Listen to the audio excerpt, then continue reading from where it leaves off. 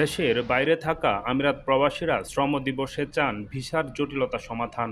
২০১২ সাল থেকে আমিরাত প্রবাসীরা ভুগছেন এই সমস্যায়। এরপর থেকে বিভিন্ন সময় মাঝে মধ্যে এই সমস্যার সমাধান হলেও স্থায়ী সমাধান পায়নি আমিরাত প্রবাসীরা। বর্তমান সময়ে ভিসা জটিলতা থাকায় বাংলাদেশি প্রতিষ্ঠানে রাখতে হচ্ছে ভিনদেশি কর্মী। এতে করে দেশ হারাচ্ছে প্রবাসীদের আয় থেকে আসার সম্ভাবনাময় এই remittance. I'm working here in a Bangladeshi company, and they are giving good facilities. Like we are having good office here in Sharjah. We are having all the facilities they are providing. ये बांग्लादेश से belongs करता है और इसका यहाँ पर काम किया हुआ मेरा 7 महीना हो गया है। मैं इधर का अभी ब्रांच मैनेजर है और कंपनी का देखा जाए तो सब फैसिलिटीज अच्छा है, सैलरी पैकेज भी अच्छा देते हैं और ज़्यादा एक्स्ट्रा आवर्स किए तो उसका ओवर टाइम भी मिलता है। দেশের বাইরে থাকা প্রত্যেক প্রবাসী শত ব্যস্ততার মাঝেও পরিবারের শূন্যতা ভুলতে পারেন না। মাস শেষে হাতে বেতন পেয়ে পরিবারের আর্থিক চাহিদা মেটানোই যেন তাদের প্রধান লক্ষ্য।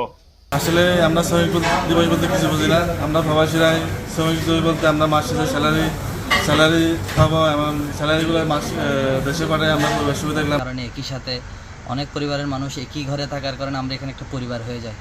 এটার পরেও আমাদের কাছে যে নিজ নিজ পরিবার, আপন বাবা মা, ভাই বোন, আরও আত্মীয় স্বজন যারা আছে পরিবারের সবাইকে আমরা অনেক বেশি মিস করি। এই জিনিস বাংলাদেশি দক্ষ কর্মীদের প্রচুর চাহিদা রয়েছে, তাই ভিসা জটিলতা সমাধান হলে ভাষাগত বা বিভিন্ন কাজের উপর দক্ষতা অর্জনের পর প্রবাসে আসার অনুরোধ প্রবাসীদের।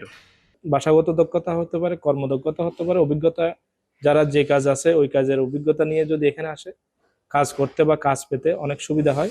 তো আমি এই ব্যাপারে সরকারের যথাযথ দৃষ্টি আকর্ষণ করছি। গত ২৯শে এপ্রিল থেকে বাংলাদেশি নারী কর্মীদের ভিসার সমস্যা নিরসন হলেও এখনও দুয়ার খোলেনি অন্যান্য ভিসার। প্রত্যাশা, কূটনৈতিক তৎপরতায় সকল ধরনের ভিসা জটিলতা সমাধান হবে খুব দ্রুতই। ডেস্ক রিপোর্ট, আমিরাত সংবাদ।